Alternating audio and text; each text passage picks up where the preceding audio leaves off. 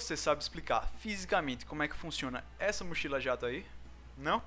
Então vem comigo que eu te prometo que até o final desse vídeo você vai descobrir.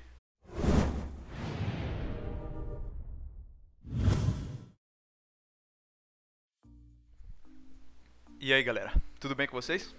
Aqui quem fala é o Freitas e hoje a gente vai conversar um pouquinho sobre quantidade de movimento e impulso de uma força, tá?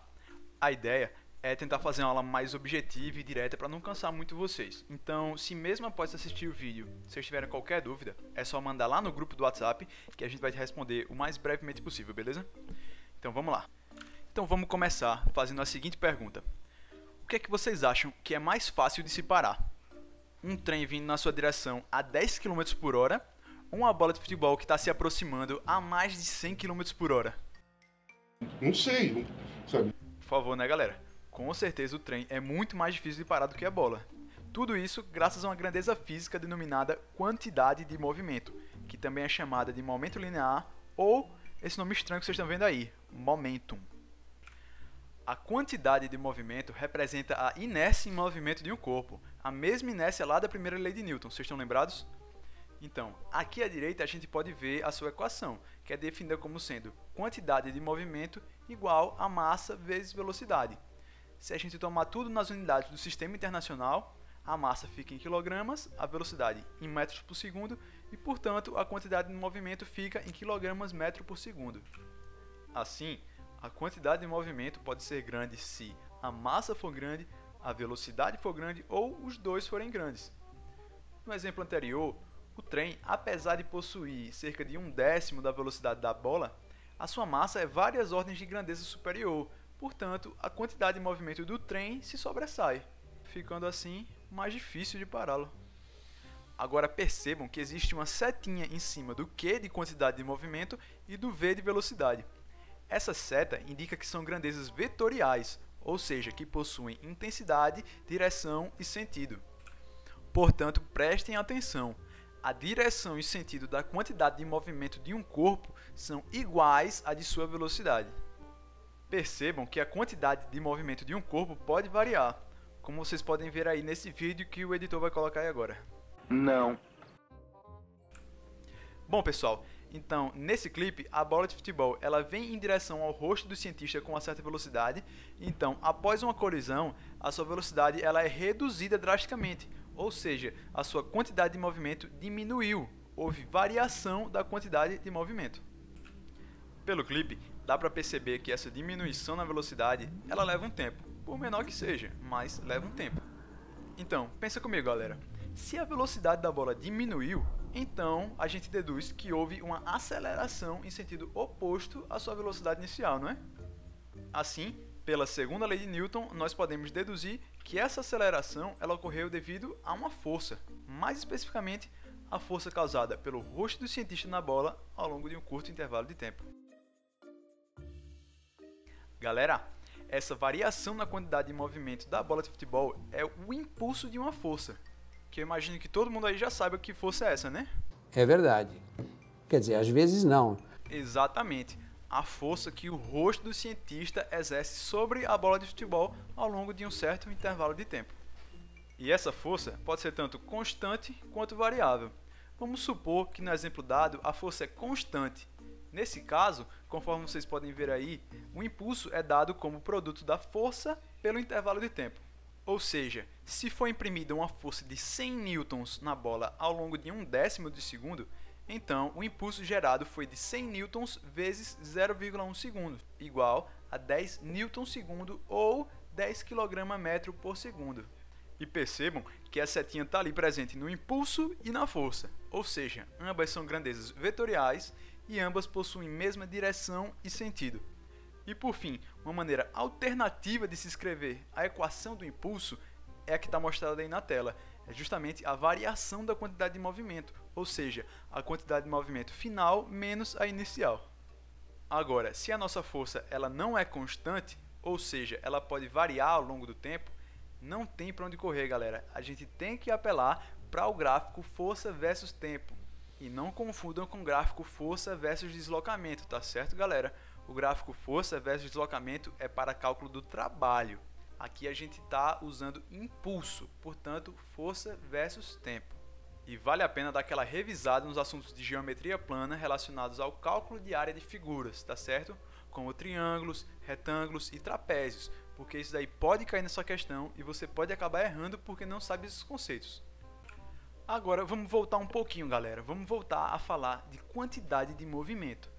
A gente aprendeu a trabalhar a quantidade de movimento de um corpo. Mas o que acontece se a gente tiver mais de um corpo, ou seja, um sistema? É muito simples, galera. É só a gente seguir essa equação daqui. Ó, a quantidade de movimento de um sistema é nada mais, nada menos que a soma das quantidades de movimento de cada integrante desse sistema. Agora prestem bastante atenção, galera. É uma soma vetorial, são vetores. Então, muito cuidado nessa hora. Não dá para você somar laranja com maçã.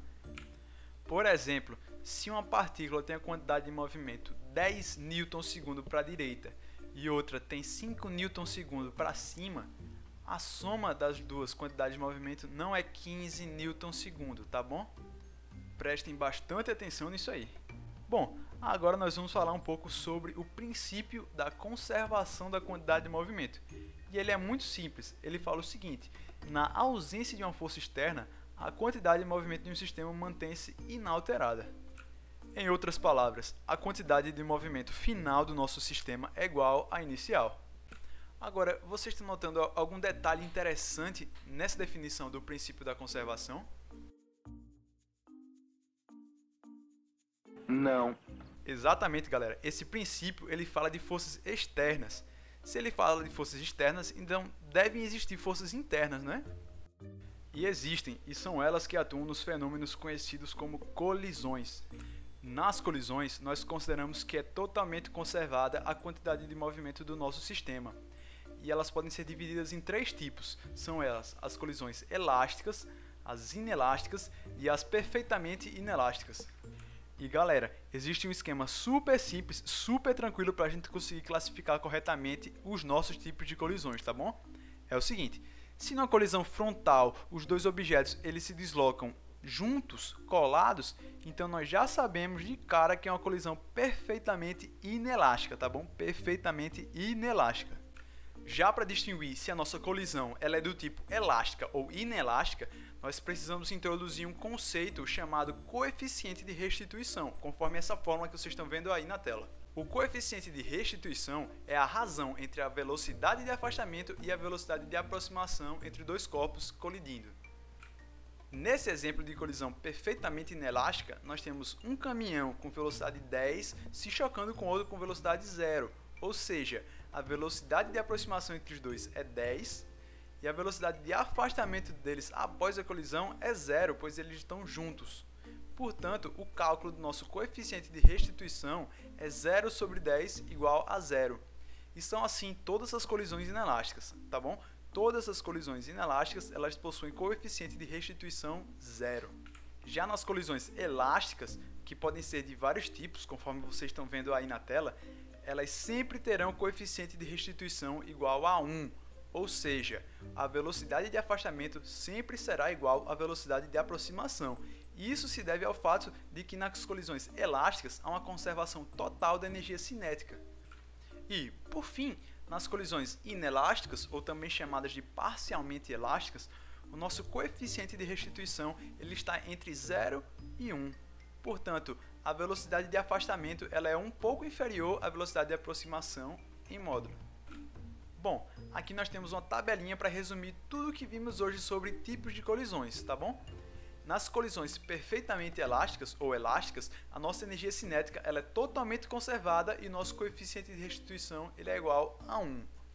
Já nas colisões inelásticas ou parcialmente elásticas, a nossa energia cinética ela é parcialmente conservada e o coeficiente de restituição fica entre 0 e 1. Já nas colisões perfeitamente inelásticas, a nossa energia cinética ela tem uma máxima dissipação e seu coeficiente de restituição ele é igual a 0. Lembra, os objetos eles saem juntos depois da colisão. A sua velocidade de afastamento após a colisão é igual a 0. Bom, agora para exercitar um pouquinho os conhecimentos, vamos tentar fazer uma questão da FUVEST. E ela diz o seguinte: Um carro com massa 800 kg em repouso é abalroado por trás por outro de 1.200 kg que se movimenta com velocidade de 72 km por hora. Supondo que a colisão tenha sido totalmente inelástica, determine em km por hora a velocidade do conjunto constituído pelos dois carros imediatamente após a colisão. E aí galera, um pedido. Pausa o vídeo aqui, tenta resolver a questão vocês mesmos e depois dá o play para ver a resolução, tá certo? Pronto, vamos lá resolver. É uma questão relativamente simples de ser resolvida, tá certo? E ela precisa basicamente de uma sacada, que é o seguinte. Após uma colisão perfeitamente inelástica, ambos os corpos eles se deslocam juntos, ou seja, mesma velocidade. E se quisermos, podemos até mesmo considerar que ambos os objetos tornam-se um só, cuja massa é a soma dos dois objetos que foram colididos. E foi isso que eu resolvi fazer nessa questão. Então, sabendo que a massa do carro em repouso era 800 kg e, por estar em repouso, sua velocidade era zero, que a massa do carro que está se chocando é 1.200 kg e a sua velocidade é 72 km por hora, e que a quantidade de movimento final é igual à inicial, pois há a conservação da quantidade de movimento, nós podemos simplesmente equacionar tudo isso, conforme vocês podem ver aqui na tela, e resolver a questão. Então, considerando que ambos os corpos eles se juntam após a colisão, formando um corpo só de 800 mais 1.200 igual a 2.000 kg, nós temos que, antes da colisão, a massa do carro em repouso, 800 kg, vezes sua velocidade, zero, mais a massa do carro que se choca, 1.200 kg, vezes sua velocidade, 72 km por hora, essa soma ela deve ser igual à quantidade de movimento após a colisão. E essa quantidade de movimento ela é justamente 2.000 kg, que é a massa do conjunto, multiplicado pela velocidade desse conjunto. Fazendo as manipulações e as contas necessárias, nós temos que a velocidade desse conjunto após a colisão é de 43,2 km por hora. E conforme eu tinha prometido, né? A explicação para o funcionamento dessa mochila a jato, ela está na terceira lei de Newton e na conservação da quantidade de movimento. Uma lancha, ela injeta água na mochila a uma taxa de cerca de 60 litros por segundo, e essa água ela é direcionada para baixo e, por sua vez, impulsiona a mochila e seu usuário para cima. É como se o sistema homem-mochila fosse isolado, e uma quantidade de movimento para baixo, que é proveniente da água usada como propulsão, ela é contrabalanceada por uma quantidade de movimento para cima do corpo do homem, que acaba mantendo-o pairando no ar. Esse princípio de funcionamento ele é muito similar ao utilizado em foguetes espaciais, por exemplo. Então, é isso aí, pessoal. Espero que vocês tenham gostado da aula e qualquer coisa é só falar com a gente está lá no grupo, sempre à disposição. Não deixem de olhar o nosso site, petcivilufal.com. Não deixem de olhar o grupo e não deixem de fazer as questões, tá bom? Então é isso, um abraço e até a próxima.